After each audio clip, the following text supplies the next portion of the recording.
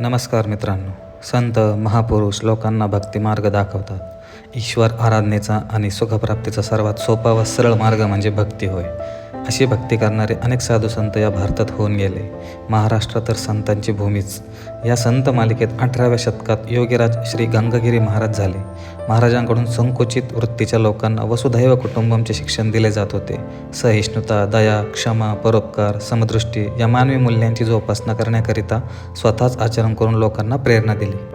नमस्कार मित्रांनो, स्वागत आहे तुमचं पुन्हा एका नवीन ब्लॉगमध्ये. आणि आज मी तुम्हाला घेऊन जाणार आहे भक्तीचा माळा फलिवणारे सद्गुरू श्री गंगागिरी महाराज संस्थान सरलापेठ या ठिकाणी. तर मित्रांनो, ही आहे आपली गोदावरी नदी.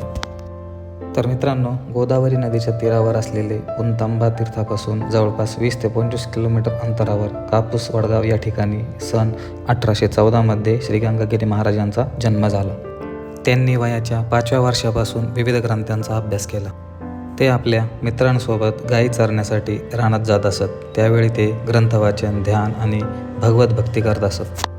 वयाच्या 12व्या वर्षीच ते गावातील पोथी वाचन करू लागले.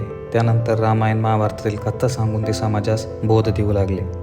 तर मित्रांनो, हे मंदिर अतिशय सुंदर असे बांधण्यात आलेले आहे आणि त्या ठिकाणी असलेला आजूबाजूचा परिसरही सुंदर आहे. आपण व्हिडिओमध्ये पुढे बघणारच आहोत. महाराजांनी अजन्म ब्रह्मचारी राहून संन्यास धर्माचे काटेकोरपणाने पालन केले होते. त्यांचे अनेक शिष्य होते. सर्व जाती, पंथ आणि संप्रदायातील लोक त्यांच्या विचाराने प्रभावित होते. त्यामुळे सर्वच त्यांच्याकडे येत होते. ते देखील सर्वांना भेदभावाच्या भिंती पाडून एक समान वागणूक देत असत. 18व्या शतकात 4ही वर्णांच्या लोकांना एका पंक्तीत बसून जेवण करायला लावणे इतके सोपे नव्हते. तेही कार्य त्यांनी केले. त्यांच्या सहवासात आलेल्या शिष्यांना त्यांनी शिक्षा दिल्या, दीक्षा दिली. त्यांनी अनेक साधक घडविले. त्यांना संजीवनी जिवंत समाधी घेण्याची इच्छा होती, परंतु भगवंताच्या आदेशाने त्यांनी ते रद्द केले. हेच ते संत योगीराज श्री सद्गुरू श्री गंगागिरी महाराज यांचे समाधीस्थान. आणि त्याच्या मागच्या बाजूलाच आपल्याला सुंदर अशी विठ्ठल रुक्मिणीची मूर्तीही बघण्यास मिळते. समाधी असलेल्या गाभाऱ्यात आपल्याला सुंदर अशी गणरायाची मूर्ती, त्यानंतर प्रभू श्रीरामांची मूर्ती व आपल्या महादेवांचे शिवलिंगही बघण्यास मिळते.